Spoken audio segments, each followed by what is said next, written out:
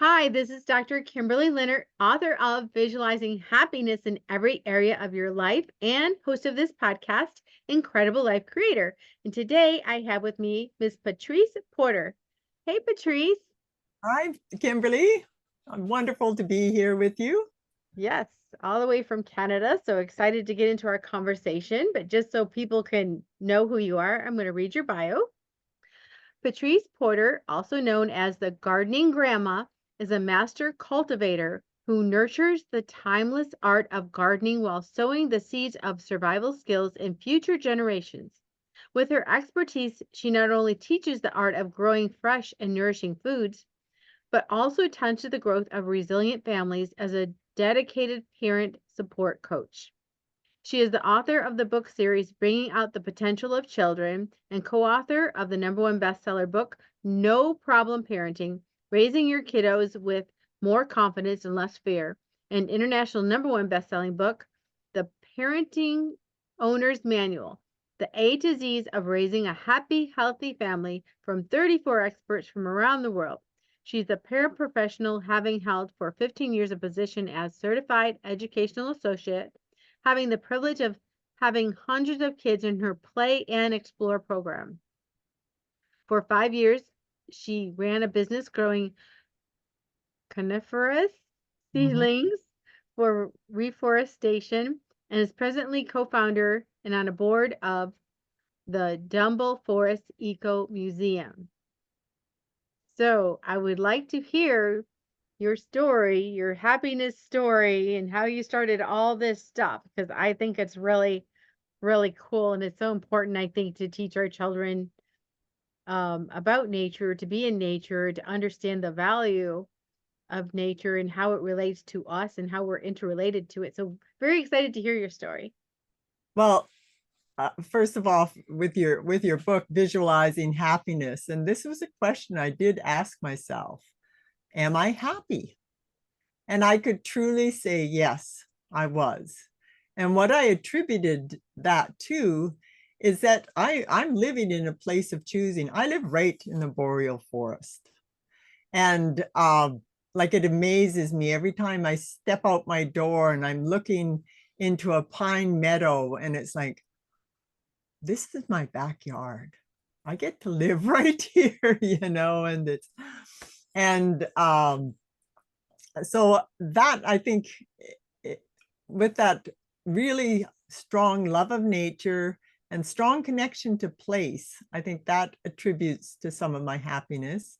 And also, like I you said in my bio, I had worked with young kids and seeing that potential in them and nurturing it and watching them blossom, and that's what warms my heart, and that's what I continue to do working with the kids, and so that makes for a very fulfilling life. If you're following what your passion is or what you're really drawn to, and for me it was working with the kids, uh and that came about um when, like, I used to be like a swimming instructor and working with the kids there. I love that. And then I had started up like the coniferous seedling for reforestation, like the um for my business there. But when I was in a car accident, and it was I can no longer do like really physical work, and I my dad said like he would pay for any education I wanted. So I became an educational associate and got my dream job working with kids in the play and exploration program. And it's with that, that started off writing that book series, Bringing Out the Potential of Children, because I could see, um, if if you believe in someone and you see that they're capable of and you can spark their interest in doing things, and then you can really make a difference in someone's lives. And with the kids, if you can make a difference there. And then after I had retired from that, then I wanted to keep working with the kids. But I did it, well, back to it when I was working in the play and exploration group. And when you're working with the kids, it's child-centered, and you're piquing the kids' interest or picking up on whatever they're interested in, and you set out invitations for them to explore. And I used to call it like opening new worlds to the kids. And one of the worlds I really enjoyed opening was the world of gardening, because that was something else that had really served me well. And kids and garden are like a natural match. So when I retired from working with the kids in the program there, I wanted to keep working with the kids. So I developed like a program to work with the kids and giving them that close up connection to nature, and letting them team up like with Mother Nature and getting to the growing process. And so that was really working with the kids, and that miracle of planting a seed and being able to watch it grow. And so I continued working, but now it was more virtually and whenever I get the chance. Working in the garden with the kids, that was something there. And I found also with the kids, like if you can give that experience, that close-up experience to nature, and start to instill that love of nature in the kids. I was fortunate that my dad had instilled that love of nature when I was quite young. And I find that with the kids, nowadays, like they're often just getting bombarded with climate crisis and environmental crisis. And we were at a meeting with, there was some youth there, and it was trying to get the message from the local people to the government, their concerns for the environment, whatever. And they were saying, like in their classes and in school and everything, like they're just getting bombarded, and like, what are we to do? And to me, if you can instill that love of nature in your kids young, and then you can let that love you feel start to direct their actions, and it just makes for takes a lot of that overwhelm off. And anything, I think if you're letting the love you feel for something direct your actions, you're going to have a much happier life there. So that's kind of where my story has taken me to working, and also like sharing that life skill of being able to garden with the kids. I took on the parent coaching because I found like I originally was working with the kids. I was that person that you would send your kids to, where you were off working and everything. I was the one there where they're spending their time with me. But afterwards, it was like reaching the parents and helping them too, so that they can help their kids like grow to their full potential. And like, I know as parents, we usually want the best for our kids. I mean, I think that's kind of ingrained, but how many of us are really actually working towards it? And that, again, like I tie it back with the gardening. Like it can be a skill that can put your child to a trajectory of being independent, and responsible. And like, who doesn't want their child to be more independent and responsible, more resilient, you know, instead of just spending their time entertaining themselves or something like that. And so I work with the parents, showing so that they can show up as their best self, and work with visioning as you do, like you do it with the your book and for a happy life. It's that vision, but it's creating that vision, but so that you can work with intent and focus, and you know, easily be able to direct your energies to where it's needed, so they're not sacrificing that time they would be spending with their kids on working. And then working with the kids and family unit, getting them involved in some type of nature-based project. Because it, like you were saying before, it's, you know, you would love to get out in nature more, and just have that experience. And I find the more we're in cyberspace and on our devices in the virtual world, it seems more important to come back to the natural world, and especially with our kids.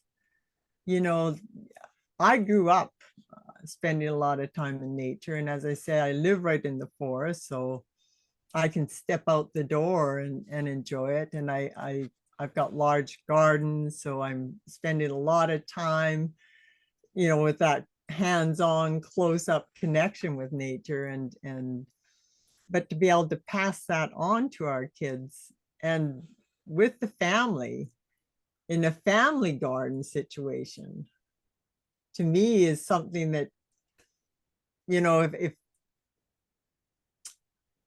it's something that can really make for memories too, and bonding, open up communication. And so I know, like, often people have this idea that gardening is just a chore. One more thing to add to their plate. And it's like, it doesn't need to be that, you know. When I start with the kids, or even parents and or adults with gardening, it's always like, adults, it's what would be your ideal garden? The kids, like, what type of garden would you like to have? What that would be a place that you would enjoy spending time in, and that you're growing things that you want to grow, and that you'd be willing to put that effort in to grow.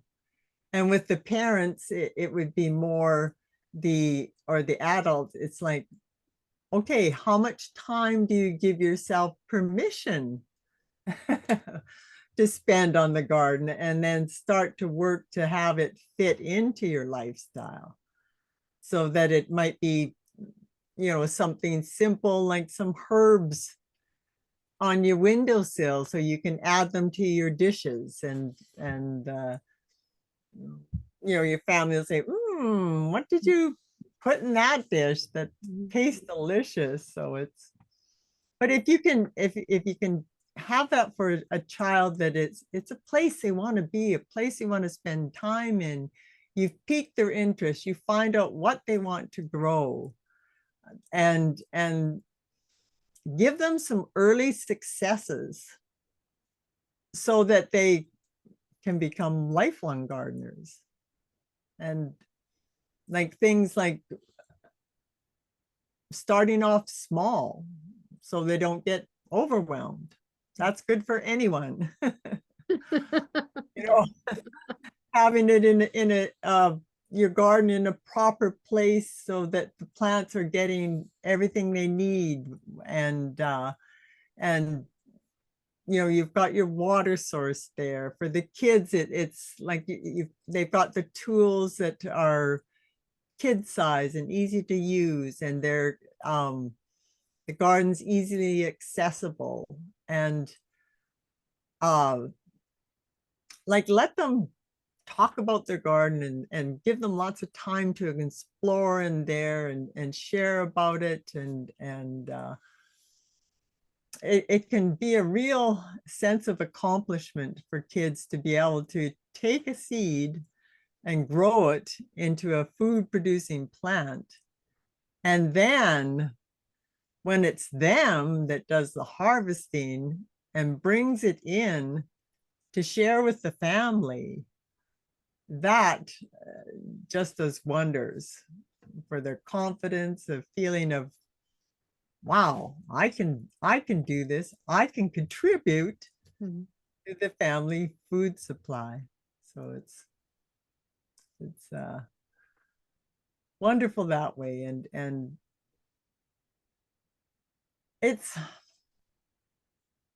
like I like to say, like, gardening, you might think of it as just, okay, so you're getting that fresh, nutritious food and everything. But if you take it look a little closer, and yes, there's all those health benefits of being out in the sun and the exercise and the fresh, nutritious food. You probably sleep better after being outside, and great for your mental health because you're working. It's almost like a meditation where you're, tending your plants and quietly working in the soils. They say there's actually scientific studies that the working in the soil affects your, I believe it was either the dopamine or serotonin, like the happy hormone. So often people will call their gardens their happy spot.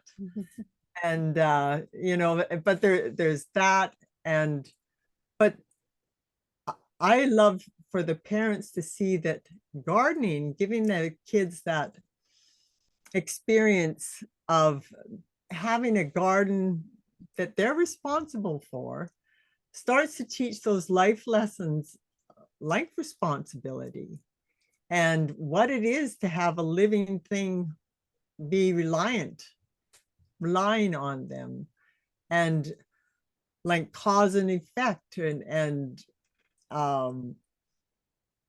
gardening, it's like it is a commitment. And if you don't take care of your plants, you don't tend them, they're not going to thrive very well. So that cause and effect, and also like learning for how to accept disappointments, deal with disappointments. You were telling me about your experience where you bought this pre-made pack for making sprouts and nothing really grew. I mean, like, it's very disappointing. Or your dog digs up your garden, freshly planted garden or something like that. And so how to deal with your disappointments, or decision making, deciding what you're going to grow in your garden, problem solving, another big one. It's when something's going wrong, like it's like the plants are starting to wilt a little bit or something. And with the kids, I like them to well, this would work for anyone with a problem, like to step back a bit and look at your problem from all directions in all different ways, so that you can get really clear on what your actual problem is. And that can start to lead to solutions. And let the kids be the one that does the research and comes up with that solution for themselves. It's very empowering that I figured that out. I figured that one out. And learning from your mistakes is another big one there. And I know, like, nature has lots of lessons to teach us. So So for just all, going, I was going to just ask you another question. So just going back to your own childhood, what kind of environment did you grow up in? Were you on the forest? Did you all have a garden?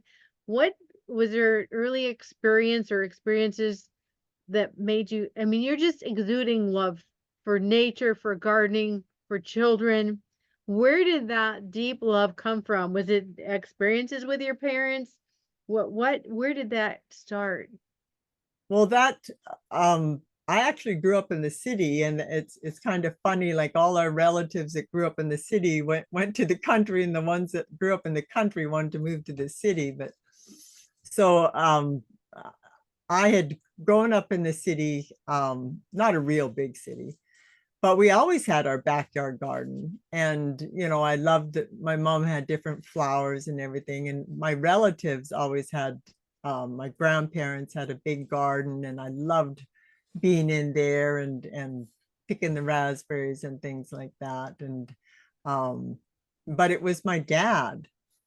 He was really involved with the Natural History Society, and he would take us out onto field trips out like into the forest and the sand hills, like all these different field trips out into nature, and there'd be biologists along the way with us, and they would, so as a kid, we're out exploring in the forest, and I would be picking all these plants coming to this biologist like, what's this? What's this?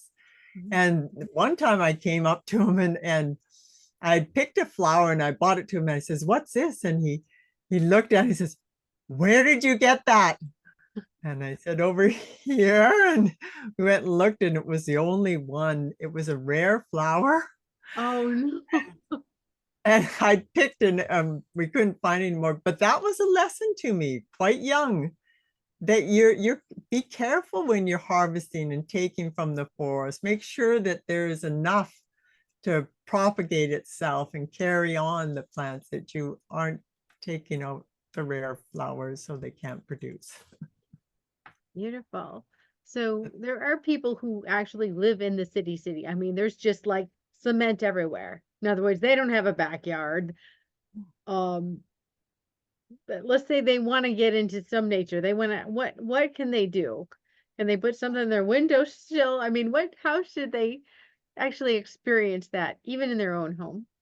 Well, even like if they can, like, do it, look in your nature, go for a walk in your neighborhood and just look for those little bits of wilderness or green, like dandelions coming up through the cracks, and like I like do this with your kids and go for walks around the neighborhoods and looking for that. And but if it's like really, really concrete that it might be harder to find, then you can have, if you wanted to have like so you can get a lot of your fresh greens and everything like that, there's such things as like grow towers. I've got a lot of friends that have those for your indoor gardening. And I actually have a large indoor garden, because where I live, like we have like 6 months of winter and 2 months of summer. So I do a lot of growing indoors too for the winter months. And so, but not everybody has that opportunity to do that. But a simple thing like starting sprouts, and that's something for the kids, like it's almost instant. Like I like growing sunflower seeds with sprouts with the kids, and that was a project we used to do with the kids in the play and exploration program. And it's very simple to do. Like you take you can use a tray that maybe had berries in it or something like that, a recycled tray, and you put in some I use peat, or you can use cocoa fiber for a medium, and then you just put handfuls, thickly spread the sunflower seeds on the soil there. And that's great for kids because they can just take a handful and just, spread it. It's not really picky. And then you cover that with a clear container, like I use the berry trays so it has its own little lid. but you can put some saran wrap on there, whatever, and you moisten it before you put the lid on and put it on a warm spot on top of the fridge. It's actually is warm up there. It's because the motor puts the heat up there. And within about 6 days, you're going to have sunflower sprouts coming up. And the kids, they love that. They, they were and they got to pick them, they would snip them off and we'd serve them up with like bagels and cream cheese. It's wonderful to have with but with the kids, like let them be involved and do whatever they're capable of. Like let them be involved in the planning of it. And if you can start like a family garden, like decide like, okay, what kind of foods do we want to grow? What would we actually eat? What get the kids involved in those decision makings and let them help to, the planning, the preparing. Like they might not be able to do like the digging of the soil or preparing that, and even like give them a section of the garden for them to do their own thing in. And again, like let them do whatever they're capable of. And you'll find that often they're far more capable than we think. That was something I had to learn with the kids. It's like we often put limitations on them, but if they know what's expected and like you can always be willing to ready to help out wherever it's needed. You don't want them struggling, but let them go out there and take care of their daily watering. You might make up a little list, the things that they need to do, like a little checklist, so that they know what's expected and what to do. And that's like when I built out like the gardening course, and it takes the kids step by step. They're planning their garden, they're getting everything ready, they're the ones doing the planting and the weeding and watering, and especially it's them bringing in the harvest. So it's a magical experience for them. It's really is. I have a quote from Robert Brault that's one of my favorite quotes, and he says, "Why try to explain miracles to a child when you can just teach them how to garden?" That is a beautiful quote. I love that. Yeah. I love that. And Yeah. the other thing I was thinking about is you're teaching a child to do that. I mean, one of the lessons is definitely patience, because in this world, we click a button. I mean, there's even some 2-year-olds that know how to turn on their parents' phone and turn on their movie all by, like Yeah, I know. instant movie, right Yeah, there. yeah, But gardening is not like that. yeah, You plant the seed and you look and all you see is, well, there's just wet dirt there. yeah. The next day you look and there's just wet dirt there. And you And have to be patient.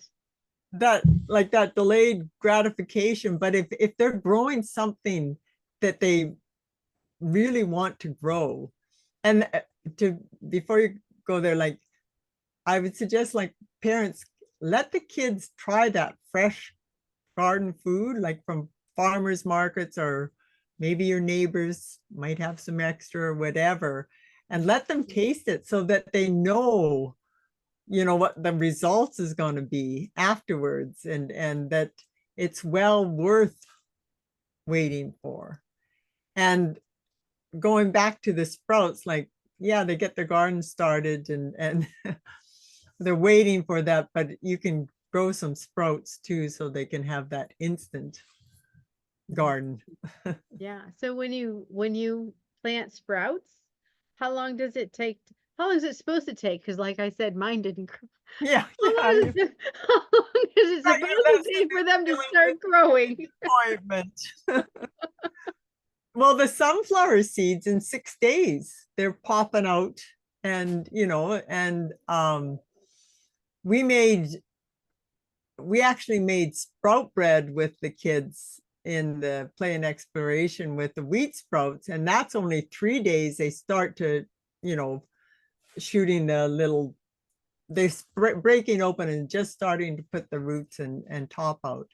But your sprouts like, oh, alfalfa seeds, 4 to 5 days, you'll start to see them sprouting out, and it's not long at all. And yeah, so All right. Well, you're getting me excited to try this again.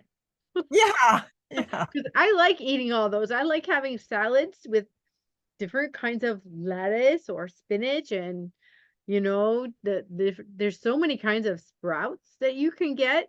And Yeah. sometimes when you go to the grocery store, they don't have them.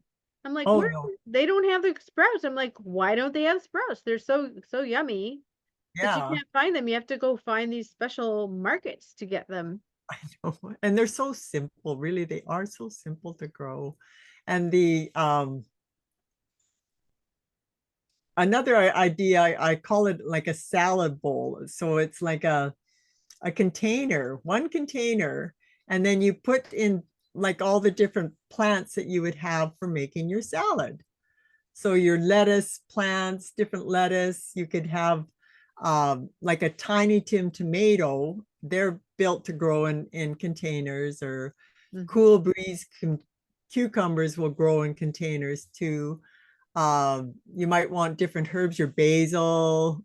I knew you liked the Mhm. I love the basil. basil, yeah. Oh, that. But with your folks that are listening too, if they want to pick up some of these tips on getting started growing with your kids, I do have the Gardening with Kids playbook, and it shows in there for growing sprouts. Okay. So they, Good. yeah, so they can pick that up, and it is like a step-by-step guide that'll take them from planting your garden all the way to bringing in the harvest. And it even has some garden recipes in there for all that abundance of harvest that you will have. Well, it sounds wonderful to me because I don't know about anyone else, but I love getting things fresh out of the garden. Even when you go to the farmer's market, it's not the same as when you pull it out of your own garden. Because my experience growing up is, well, I was in Michigan, and so we had a long winter also. But like every spring, my mom planted these petunias, all different colors of petunias, all around the outside of our house. Yeah, they were gorgeous. They weren't like your bush like you have there, but they were like individual ones. I remember, helping her plant those, and then they're just so beautiful all season. It adds so much color and joy and happiness when you see it. And then we had a very big garden. I lived in a place where we were on a hill, and there was layers of the hill, and so at this flat space, we had a very big vegetable garden, getting like green beans and the lettuces and the squashes, and oh, there's nothing like the taste of that. I don't care which store you buy it at. There is nothing like the taste of pulling it off the vine or the plant or whatever and taking it up, into the house and cooking it right away. Yeah, yeah. And I used to love to send my son grazing in the garden, like, go get a snack, go pick some peas or pull a carrot, or you want dessert, go pick some raspberries. Mhm. Yeah, we did the same thing. We had actually a whole big um bunch of blackberry bushes. They were huge.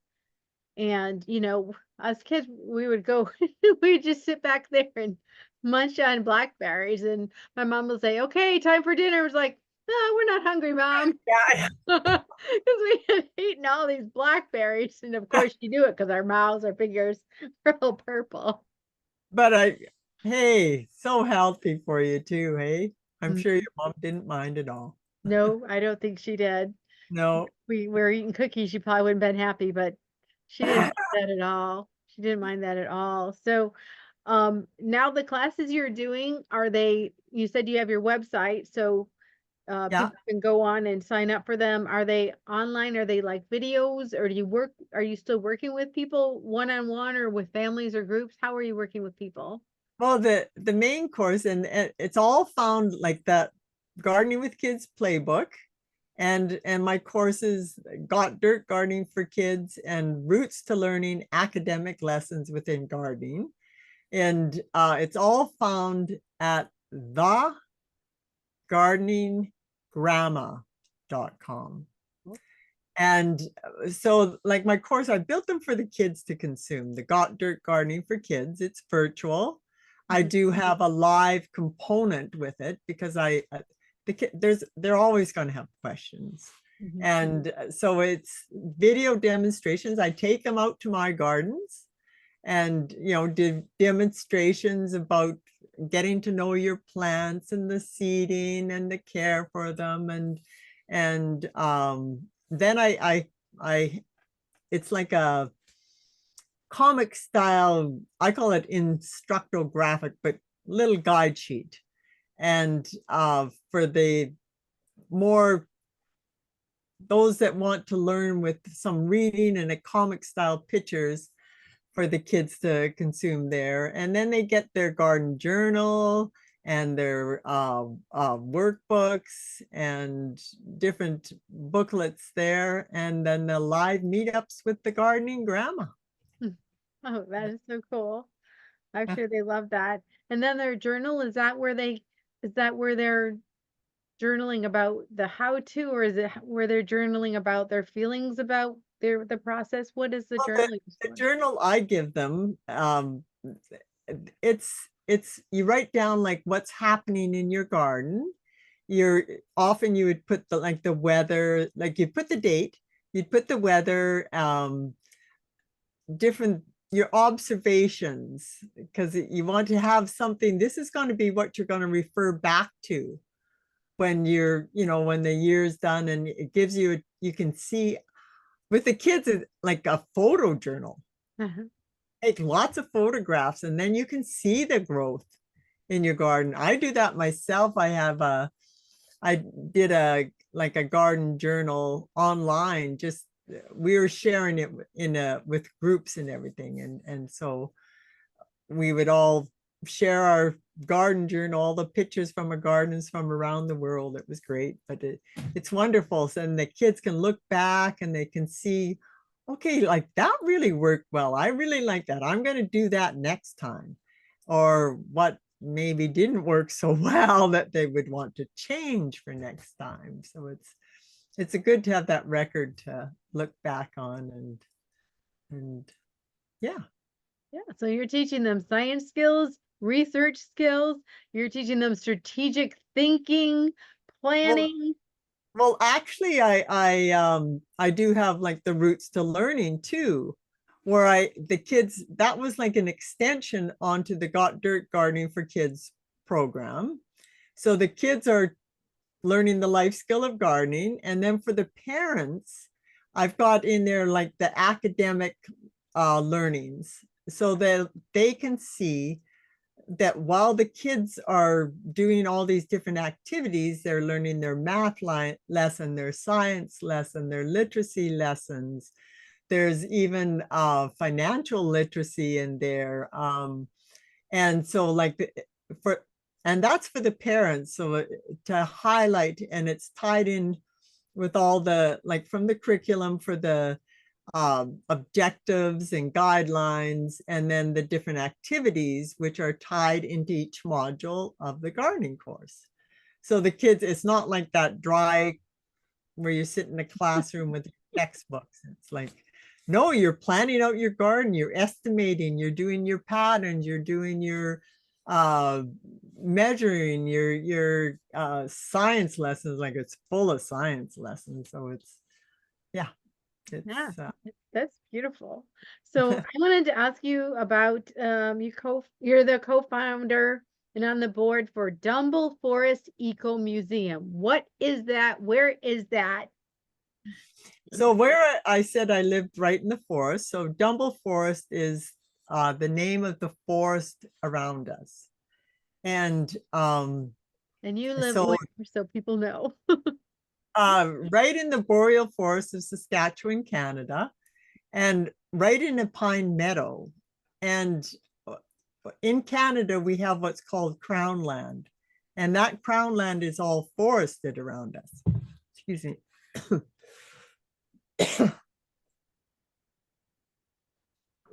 So an eco museum is a museum without walls. And the purpose of the eco museum was to keep the forest intact because they wanted to clear cut it, and to preserve our way of life. We live in a forest community here, and it was the forest that actually brought us up here. That's the reason we want to live in this area. And also preserve the historical way of life, because it wasn't just us that wanted to live here. There was a great historical with the Métis people when they were scattered after the Louis Riel Rebellion. And they chose this land to make a little community. And because of there was a railway here, but there was the forest and the abundance from the forest, and there's water, and so they could live and built a little community here. So it's And the Métis people, who is that? the Métis people were the French explorers that came down, and like again with Canadian history, but they intermarried with the native people, the First Nations people. And so they became their own people. The Métis people is a recognized people and nation, and this is a large Métis settlement where I live. And how is the lifestyle there, the lifestyle of the Métis people and the people who have chosen to live there, how is it different than someone living in a big city or someone living somewhere else? Well, for us, when we built the community here, like there was a number of us that it was lovely for raising our kids here, because there was a large community, and we were raising our kids, like we had kids around the same ages, and we all built our houses together too, like work bees, and had events, for the community, for the kids. There's a lot of music here. And people live closer to the land. Like you would get wood heat. You use the wood, like we've got beavers that cut down the trees and limb them. So we just bring them home, buck them up and bring them home for in the winter for that warm, cozy heat in the winter time. And so a very close community, and the kids would be out like exploring nature, building tree houses. They'd go fishing in the creek, and we would, after working, when we're building our houses, we'd meet down and go swimming in the lake at the end of the road. And a lot of musicians, so we would have like music nights, and there's a big music festival that started up here, the Ness Creek Music Festival, and it's just a real wholesome way of living. And yeah. That sounds wonderful. It makes me want to move to the forest. So it's beautiful, really beautiful.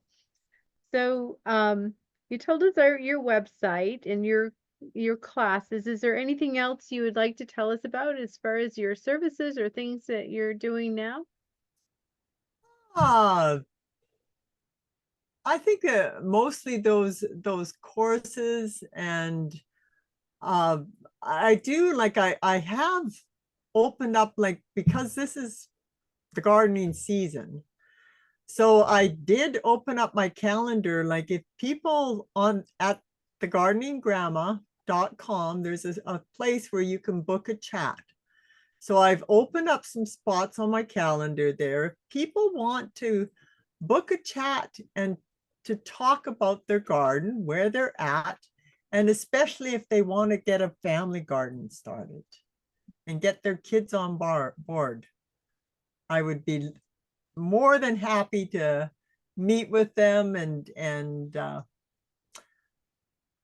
see where they're at and see where how we can get that family garden starting to happen. Beautiful. Well, now I have a personal question for you. What gives you the most happiness and fulfillment in your life right now? Right now, well, I've got a kitty cat that's on my lap. And actually he almost we almost lost him, so it is really makes me happy when he's still here and I Mhm. can pat him. But really what makes me happy, I think it's in spring here now, like with the everything growing and the birds and bees, everything coming to life and flourishing and when I get that chance to like working with kids and seeing them flourish and I say they're nurturing that potential and watching them blossom, and that you can really make a difference in a kid's life. And I think that's what gives me the most joy. Yeah. Beautiful. Well, thank you so much for coming on the podcast and sharing your wisdom and insights and your beautiful community life with us. And thank you for having me. I love what you're doing here, and I hope more people work towards creating that happy and fulfilling lives. Yeah. So I have one last question before we finish. What is your best advice on living an incredible, amazing life? I think it's when you have that passion or something that you find very fulfilling, and that's where you're spending your energies and focus. And like for me, it's working with the kids and opening the world of gardening. So finding whatever it is that you find fulfilling, focus on that and put your energies in that direction.